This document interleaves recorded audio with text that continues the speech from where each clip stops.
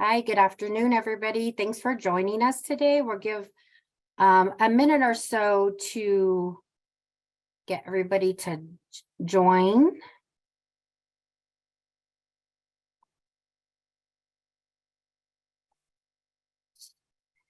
And again, thank you for joining. This is CSUSB's next steps. And this is for students that have applied for fall 2023. So we're going to give some important admissions information as well as financial aid. And again, thanks for joining today. We have, so just a couple housekeeping things before we get started. We have disabled the chat, so we will put important information and websites in the chat for you all. We do have the Q&A feature that you can put questions in. We do recommend to kind of save questions to the end. We may be answering your questions during this workshop today, but the outreach team, which we're all going to introduce ourselves in a bit, will be available to answer questions in the Q&A.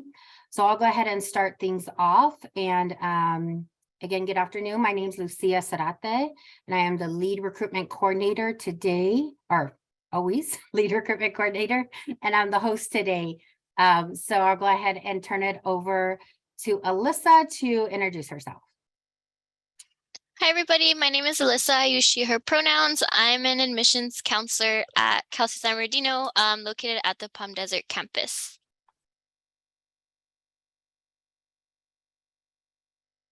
Hi, everyone. My name is Jasmine. I am an admissions counselor here at Cal State San Bernardino and also located at the Palm Desert campus.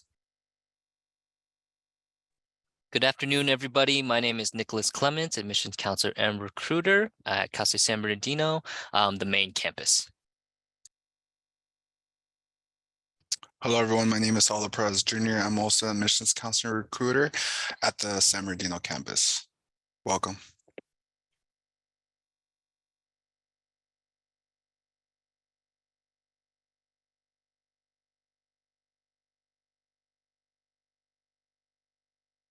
And Mary, I'm also going to introduce Mary, who is also an admissions counselor recruiter.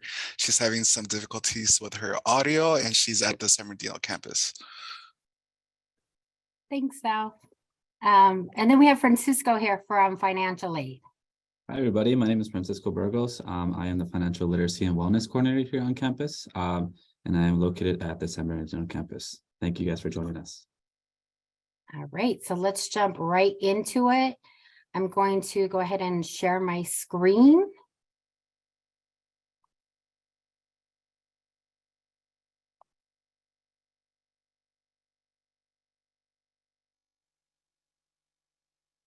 All right.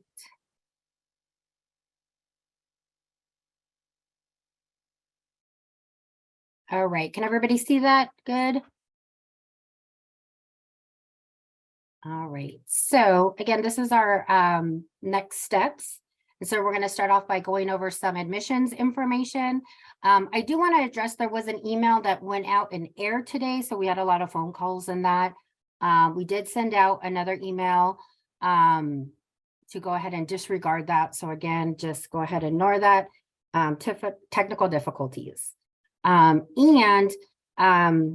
I'm not going to go over but hopefully have already activated your account. If one of my colleagues can put in the chat the website to show the steps on activating your My Coyote portal, that's very key. We're going to show you a lot of stuff on your portal today. So it's very important that you have access to your student portal and that you are checking that regularly.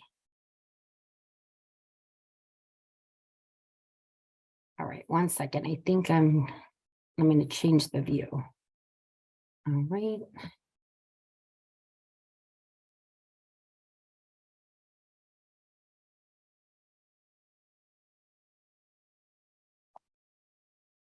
All right, so let me try again.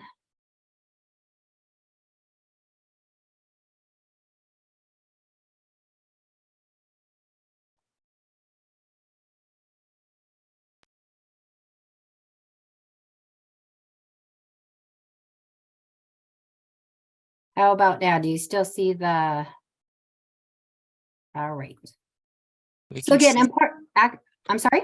we can see your Zoom controls, All like right, I've the tried it on mute. both PowerPoint and that, and Mhm. so maybe if I move it up, that's better. That's better. Yeah, sorry about that. On PowerPoint and on screen, it keeps popping up. Okay, so how to check your student emails. So besides activating your student portal, you want to check your CSUSB email because this is the main form of communication. So once you've activated your email, and thanks for sharing that in the chat on the steps on sharing or activating your My Coyote portal, you're log on to your portal, and then you'll see the Gmail icon that says student email. So you're going to want to click on that. And if this is the first time that you are checking your student email, this terms of service will come up. So you go ahead and scroll to the bottom, and then your accept. And then you will be in your student email. Now, most of us have personal Gmail accounts, and so it may ask if you want to sync them. We generally don't recommend that because sometimes emails may not be synced properly, so you might miss out on important information. So it's just important to go ahead and get familiar with your My Coyote portal and check your email at least once a week. And it's very easy to do. So again, we don't necessarily recommend to sync those accounts. The next thing we want to show you is how to check your to-do list. So while you will be getting emails regarding deadlines and important information, another way that you can check your information is through your student portal on your to-do list. So again, you're log on to your portal and you're click on the My Task. Now, so in this example, this is one of our portals. And so as you can see, we have access to a lot more information. As you get admitted and become a student, you're going to have a lot more of these icons popping up on your My Coyote. So, but most of you will have a few of these once you've applied, and that's going to be your student email, your My Tasks, student center, things like that. So you're going to go ahead and click on the My Task and My To-Do list. So you'll click on that and it will show important deadlines. Deadlines are very important, so you want to make sure you are meeting these deadlines. You can go ahead and click on the item in blue and it will give you more information regarding that as well. And then we did ask for official transcripts to be sent from students that have applied, both first-time freshmen as well as transfer students. These deadlines have passed. These were not hard deadlines, so we're not going to cancel at this point, but it's important that you get those transcripts in as soon as possible. So we will review how to submit official transcripts. And it's important to know once you've applied, these transcripts do need to be official. So there's 3 ways to get us transcripts, 2 different types of transcripts. One is electronic, and we do prefer the electronic transcripts.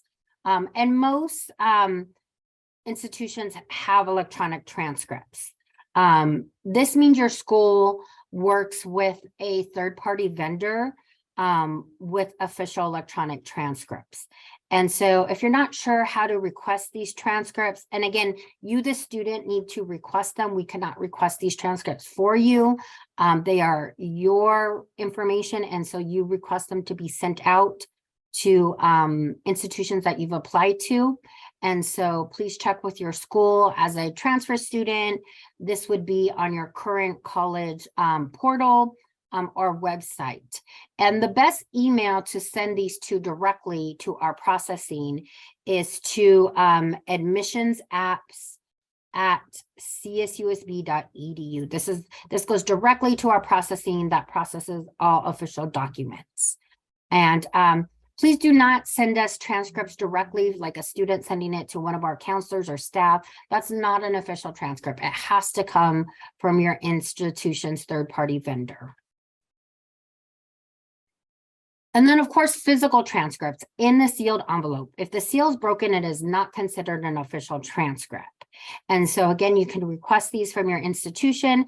They can be mailed directly to us. The address is there, or they can be dropped off in person to both of our campuses, the San Bernardino campus and the Palm Desert campus. If you're dropping them off in person, again, that needs to be in a sealed envelope. The seal cannot be broken. And if you are dropping it off, we do recommend to put your full name and Coyote ID on that transcript envelope when you submit that directly to the San Bernardino or Palm Desert. And then if you mail those in directly to us, things get lost in the mail. And so that's why we do really recommend electronic transcripts. It's easier to track. But whatever your schools can do is fine, but it is important to get those transcripts into us. And admissions decisions have been going out. They will be rolling out. Most decisions will be made by April 1st. So if you haven't received a decision yet, nothing to be alarmed at this time. We still maybe are waiting to review your transcripts. So again, that's why it's important to get those transcripts in. And we're going to admit as many eligible students as possible. The reality is there's, we need to know who plans to start with us in the fall. The good thing for this term and hopefully future terms, we are no longer requiring the confirmation deposit. And so basically you just need to tell us that you are accepting your admissions offer or declining your admissions offer. If you decline, that's fine. You will not receive communications from us further regarding your application. And if you accept, that means you're planning to attend in fall. Please keep in mind when you are initially offer admissions, so what we call a conditional acceptance, most likely you're still taking classes. So if you're a senior in high school, you're still in your last semester. And if you're a transfer student, you still may be taking spring classes. So keep in mind that it is a conditional acceptance and the condition is on your final transcript. So again, keep those grades up. Please avoid senioritis or transferitis. You want to finish strong because our final decision will be off of those final transcripts. And so this is how you accept your offer. Again, you log on to your My Coyote and you click on My Task. Everybody will currently have this, whether you've been admitted or not, but it's not active until you've actually been conditionally admitted. So you'll see the very first one will say accept, decline admissions. So you'll click on that. You'll click on accept, decline your admissions offer. And then you'll click on next. Of course, you're going to want to read all the information.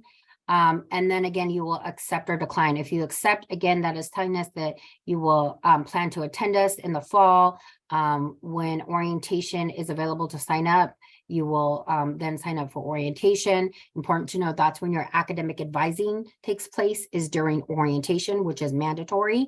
Again, and if you decline, that means you are canceling your admissions application with us for this fall. Doesn't mean you can't apply another term, but it just means you won't receive further communications. And you have until May 1st to do this. So you don't have to do it right away, but it is important to do it by the May 1st deadline, especially if you know you plan to attend us. And then you'll click confirm if you are accepting your offer. And then that is again letting us know that you plan to attend. Now, as I said, admissions decisions have been going out. We also started sending out denial decisions. And this is, I believe, going out this week. This is only for students not meeting the CSU minimum at this point. And so if you believe this decision was made in error, you do have the right to appeal the decision. And you will get a denial email, just like you'll get a possible acceptance email if you're accepted. But in that denial email, it will give you information regarding the appeal process. And again, if you believe this decision was made in error, because we're humans, we might have made an error on our end, or there may have been an error on your application. You may have been retaking classes, a lot of factors. So you do have the right to appeal. It is important to know that you only have one appeal per term, so you cannot appeal the appeal decision. And that we have an appeals committee that will review the appeals and respond as space becomes available for that term. So it just means we will take a closer look at it. A lot of students get caught up again in that email, the denial email. There will be a link to the appeal process. We're just going over briefly today. A lot of students get caught up though on the reason to appeal. Which one do I select? It's an online form that you, very easy online form that you submit regarding appeals. And we tell students don't get caught up on the reason. Most of the time it is the first one, credit not considered. But we're not really going to say like, oh, you put option 4 and it's really option 2. The important thing is to get that appeal in with new information so we can review and see if we can put you back into the applicant pool, into applicant status and review. Very important when you appeal, what do you need to do? You need to provide updated information. So again, maybe as a transfer student, you were doing academic renewal and that hadn't gone through yet, but now it has, and your GPA has been updated, or you were retaking courses, things like that, or we didn't have all transcripts available to us, all the information to make an updated decision.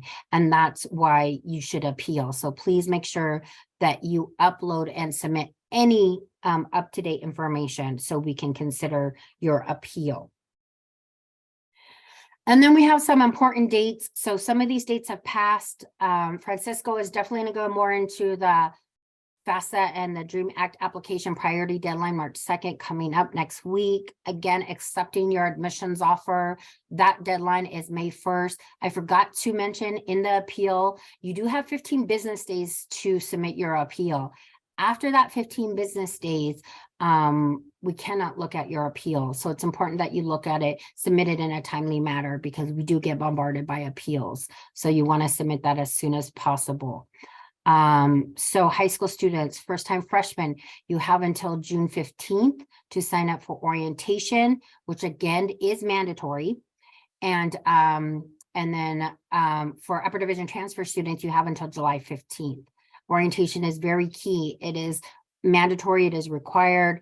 That is when you're going to get your academic advising and most likely going to be registered for your classes. So your introduction to how things work at CSUSB. The next steps, this kind of gives you a sneak peek of what to expect. And then all final transcripts. So if you're taking spring classes, that's going to be due July 17th. That's a very important deadline. While we weren't strict with the partial deadlines, we may be struck with this July 17th. So as soon as your grades are available, you want to get in that final transcript. High school students, we need your graduation date on that transcript as well, all grades posted, and transfer students as well. Transfers, if you're taking summer courses, we really need everything to be done at the end of spring semester. If you take summer, it needs to be an early summer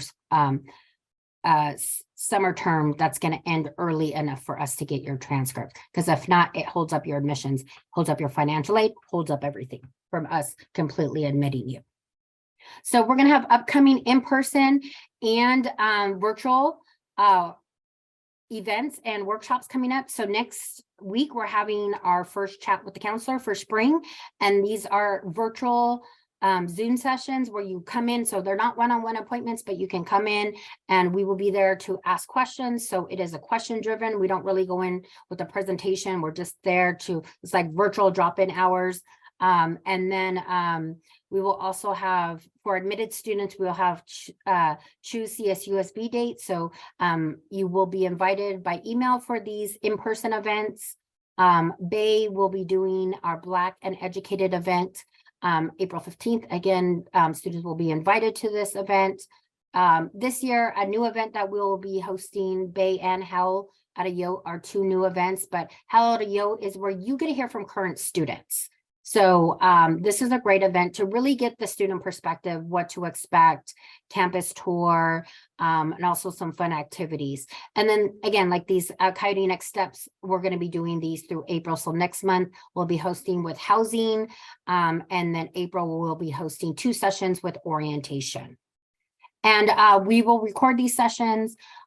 All of our sessions and information will be on our outreach website. So go ahead and take out your phones if you're currently not using it for this webinar.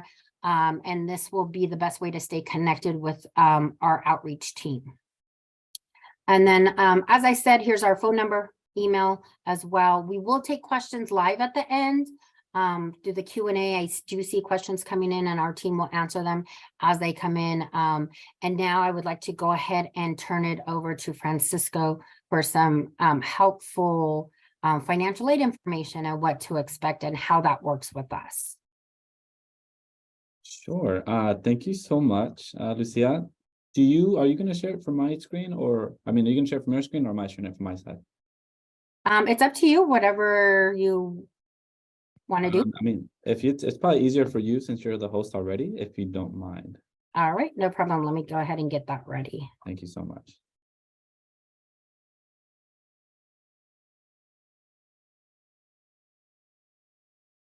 And so, kind of like Lucia mentioned, as I'm presenting, if you have questions, please drop them in the Q&A section.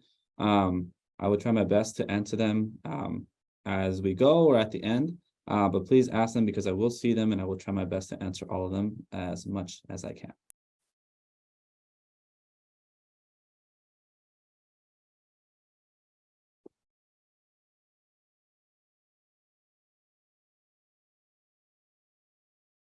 Perfect. Okay. So yeah, so like I mentioned, we're going to be going over the next steps, right? So as students that are applying to Cal State San Bernardino, you need to make sure you understand what the financial timeline looks like, as well as some of the information for Cal State San Bernardino as a campus, right? So first, we're going to get started with the objectives, right? And kind of the overview of what this presentation is going to go, what's going to look like. So let's see if you can go to the next slide. All right, so these are the 7 steps that we're going to be covering, right? So what is financial aid, a financial aid timeline, financial aid reminders, right? Where I kind of tell all of you what to expect and what to do now to make sure that you're able to get as much financial aid as you can.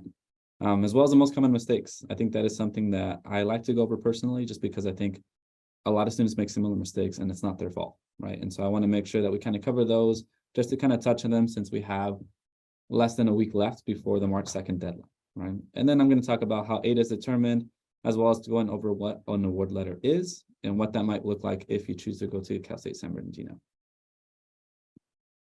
So first, right, what is financial aid, right? Financial aid is pretty much the university giving you money, right? So we provide support for students to help them meet the cost of obtaining college education, right? This comes from either federal, state, right, institutional, individual. It really depends on what you do. If you do financial aid applications, you'll be able to get federal or state or both, right? If you do scholarship applications, that's individual support. And there's a bunch of support that you can get if you do these applications, right? This will help you pay off your classes, your books, fees, pretty much anything that is associated with college, right? And the one thing I do want to stress is this very last sentence, right? Without financial aid, everything comes out of pocket, and college is not cheap, right? It's not just something that you can go do and just do it without the proper support and finances. So please, please, please make sure you do it. It doesn't take long. I'm not going to say it's an easy application because it is very confusing.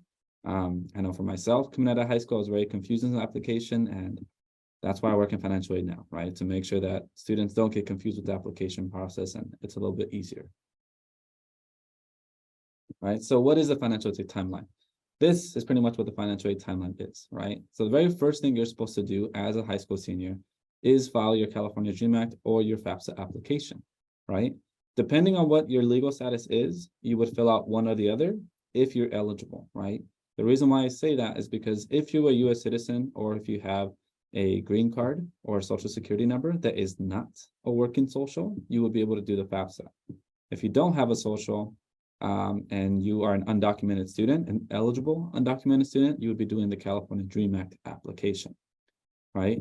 So once you do that, you would file that, send it in, and then the school and the student would receive a SAR, right? That is a student aid report. That pretty much lets us know how much aid you are expecting to pay every year, or how much you're expected to pay out of pocket every year, as well as how much we're expected to give you every year, right? So once you turn that in, you'll usually get this back a week or so after you've submitted your application. And then after you submit your application, you play the waiting game, right? So the time you finish the FAFSA, you should try to do it early, whether it's October, November, December, sometime in the first semester. After you submit that, you'll probably get information around January or February if you need to turn in any additional documents, right? So any of these additional documents will be your verification documents, where we'll need more information about maybe tax forms, how many people live in your house, right? Stuff like that. It's usually when there's stuff that doesn't make sense on the FAFSA or the applications where we ask students to verify any additional stuff. After you've done that, right, you'll receive a student aid award, right? Usually this is given to you, I would say around March and April for Cal States and UCs. I think for us, I think we're actually gearing towards releasing that information shortly. So if you haven't received it, don't freak out. It's normal. It's usually around April so that you have the whole entire month of April to kind of plan out what you want to do, right? So if you like what you see in terms of your financial aid package, you'll accept the award and then go to the school. And then again in November, you'll file the same thing and repeat the cycle for 4 years. So that's kind of what the financial aid timeline is. So this will kind of give you a little idea of what it's like. All right, financial aid reminders, my favorite, right? So the next thing that we're gonna be going over, right, is financial aid, right? So this is the federal student, the federal application. So this is the FAFSA. Again, this is for US citizens and eligible non-citizens. Please make sure you submit these, right? You are going to be doing using your 2021 tax return or your parents' 21 tax return, just because that it's going to be the application period this year, right? So whenever you're going into a school, you're going to be using 2 years prior to the year you're entering, right? So for those of you now as high school seniors, you're going to be beginning in fall 2023. So you need 2 years prior, that's 2021.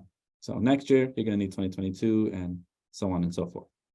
You want to make sure you apply by October 1st because, sorry, not by October 1st, by March 2nd, because that is priority deadline. That would means faster you do it, if you do it before March 2nd, the better chances you have of getting more money. So please make sure you do it.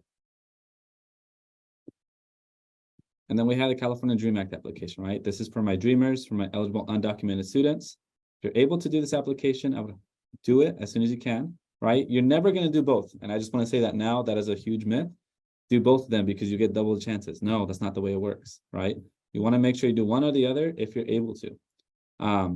One thing I would do, if you're not really too sure about your citizenship status, first I would ask your parents, and then on the California Dream Act application, there's a quiz that they let you take where I ask you questions about your citizenship. If you take it and it tells you you are a citizen or certain things apply to you where you're able to do the FAFSA, it'll kick you out and send you to the FAFSA. So it's kind of nice. So if you don't really know, that's what I would recommend to do. But again, similar timeline as the FAFSA, you can start October 1st and you have until March 2nd. This is especially true for those of you that are undocumented, because for the undocumented students, they are not able to get federal aid.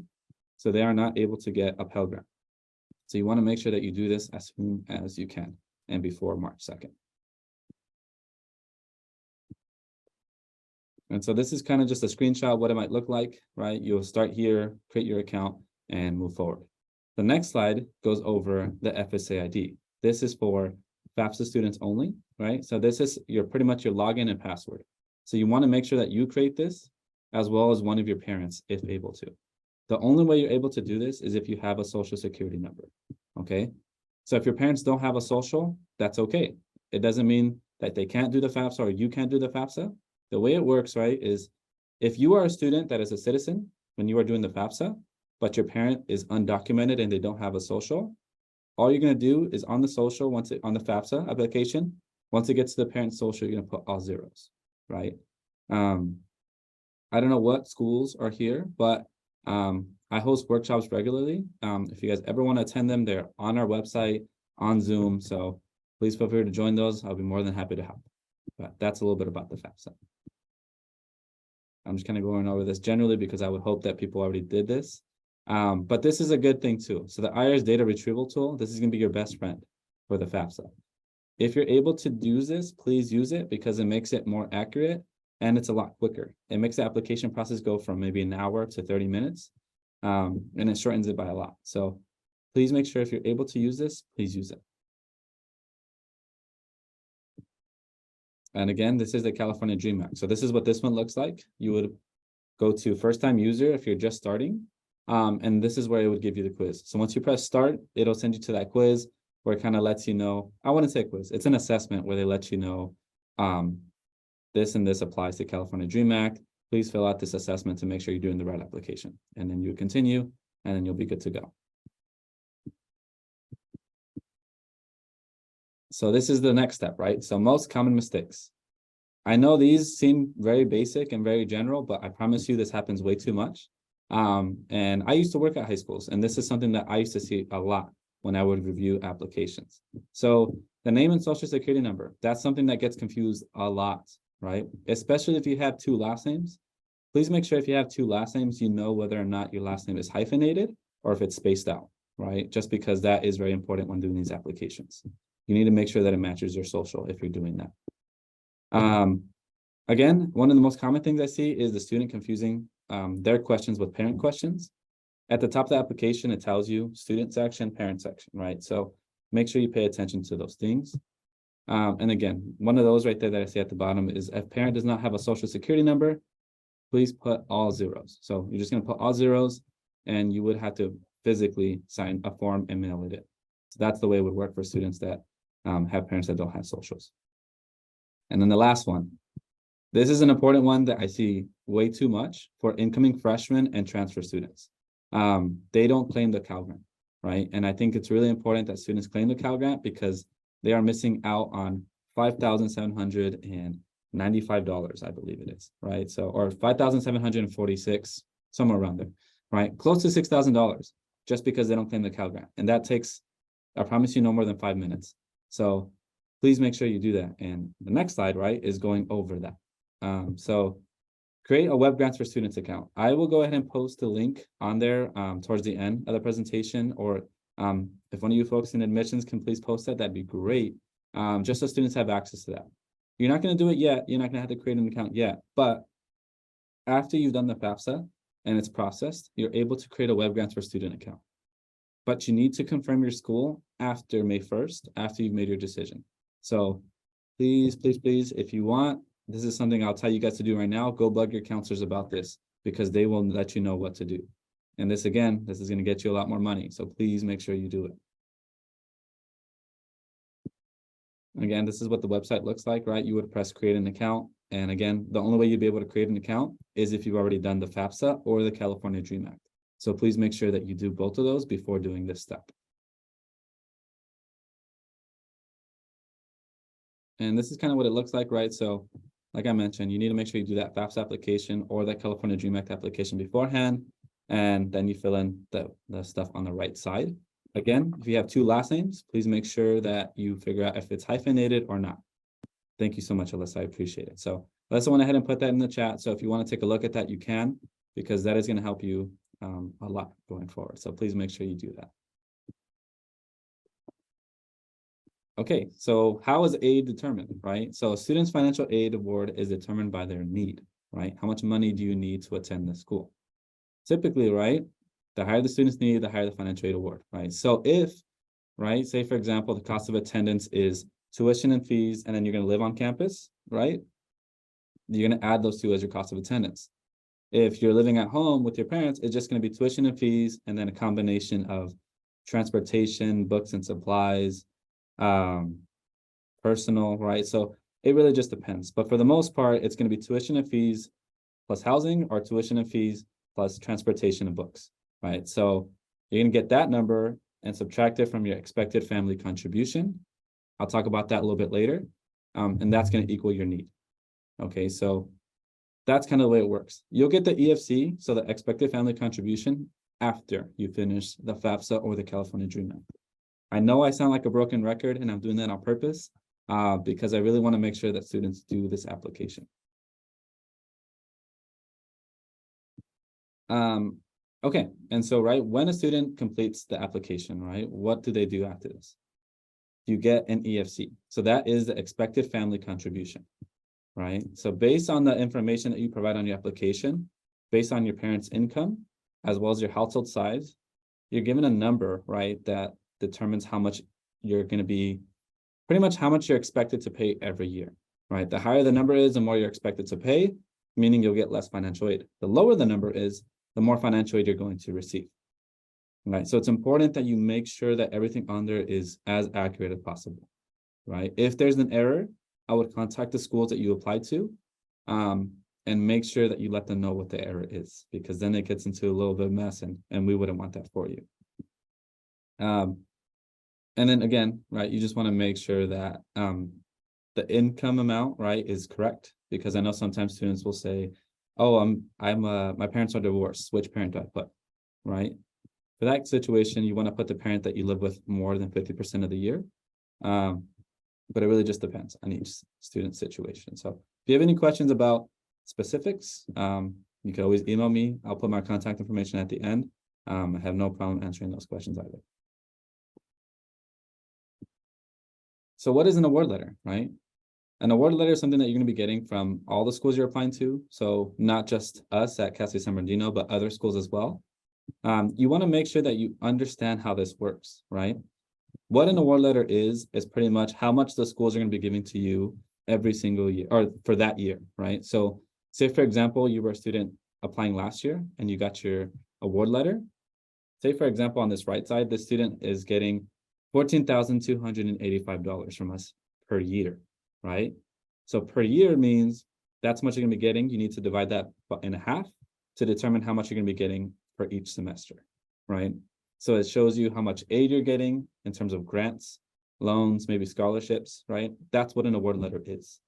An award letter is pretty much how much you're getting per year and how much you should be expecting to pay roughly after this stuff goes through. And again, they will be released in March and April. So, right, let's take a closer look at it, right? So notice that the student has been awarded the Pell Grant, that's from the FAFSA, State University Grant, and Cal Grant. So this one here goes over the three different ones that I talked about with grants. It goes over federal, state, and then institutional aid, right? The Cal Grant is state, the Pell Grant is federal, and then the State University Grant is institutional. The way it works, right, is sometimes if students don't apply right away, sometimes they might not be able to get institutional aid because that would run out, right? It's important to do it as early as you can because with institutional aid, it's usually first come, first serve. For Pell Grant and Cal Grant, you just have to make sure you do it before March 2nd. You do it before March 2nd, you have better chances of getting that. But again, it depends on your parents' income. If you're offered loans, you do not need to accept them, okay? And I'll say that again. If you're offered loans, you do not need to accept them. Please only take out what you need to take out, right? If you only need to pay $2,000 out of pocket, but you're offered $4,500, only take out $2,000. Do not take out the whole $4,500 because that's how you start to build up debt and that's how you get in trouble. So in terms of having to pay back a bunch of money after you graduate. So again, they won't be you'll have to manually accept them because you have to go through a whole process to take out loans, but that's another thing entirely. So where do you find it, right? So once you log on to My Coyote, you'll scroll down and find something that says My Financials, right? Under My Financials, once you click on there, it'll take you to the next slide where it'll show you what's on the My Financials tab.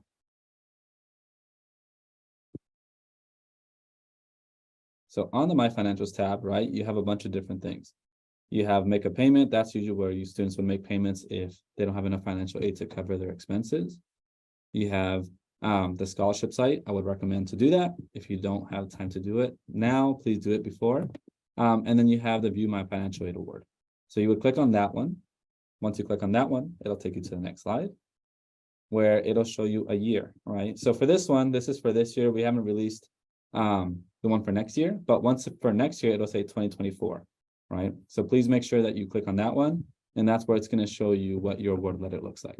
So get familiar with this if you choose to go to Cal State San Bernardino, because you are going to have to mess around with it a little bit to understand it. But if you choose to come here, orientation does a great job of showing you how to access this stuff. Yeah, so these are scholarships, right? So where can you start looking, right? Obviously, the college you plan to attend. Hopefully, it's Cal State San Bernardino. Your high school counselor. I would highly recommend to apply to your local high school's scholarships because the pool is much smaller, right? Smaller the pool, the better chances you have of getting those applications completed. And then obviously, we hope that you get accepted and you get those scholarships, right? So there's a bunch of different ones you can look at, FastWeb, scholarships.com, maybe your local corporations, stuff like that. So there's so much money out there, it's not even funny. I know it can be very intimidating and very annoying to have to do essays all the time, but what's a couple of essays for some money, right? So just think about it. And then we have special circumstances, right? So this is something that I won't touch too much on because again, it really depends on your situation. Special circumstances are where it doesn't necessarily fit the common student, right? So the common student will do a FAFSA application. Most students will have either one or two parents, but some of them might not, right? And if, say, for example, maybe your parent got deported or one of your parents passed away, and as a result of that, you had a loss of income from one year to another, right? Or maybe you think you qualify as an independent because you've had a really tough situation at home where you got kicked out for whatever reason, right? We have situations like this all the time, and this is what a special circumstance is. If this is something that you think you would fall under and you think you would qualify for, please reach out to us or the schools that you're interested in, because you need to reach out to them individually so they can take a look at your account. They'll ask you for some stuff, but again, it's okay for them to ask you stuff if it means getting you more financial aid. So again, we want to help you. We want to make sure that you get the help that you need in terms of financial aid, just so that you can figure this stuff out before choosing a school and then, kind of being screwed out of not getting anything. So again, reach out to schools if you're interested in this. If you're thinking about this situation in particular to you, and you want to attend Cal State San Bernardino, you can reach out to me and I can let you know if it'll qualify for a special circumstance here on campus, just because a lot of times certain situations don't, where maybe you don't live with your parent by choice. That's technically not a special circumstance. So it really just depends. Right. And so this QR code, I don't know if you guys want to scan this, but this will give you a financial aid brochure where it has a lot of links and resources from our campus specifically. It's a PDF. It'll just download to your phone. It's really, really nice. I know I worked really hard on it, and I think it's a really good resource for you because it shows you a lot of stuff that you might need help with once you get to campus. So this is our office financial aid contact information. So if you have any questions, this is our email as well as our website. The next slide is my personal contact information. And again, this is my office phone number as well as my campus email. If you have any questions that you need help with and I can try to answer, please feel free to email me. Just give me some time. If I don't reply right away, I'm a busy guy too. So thank you.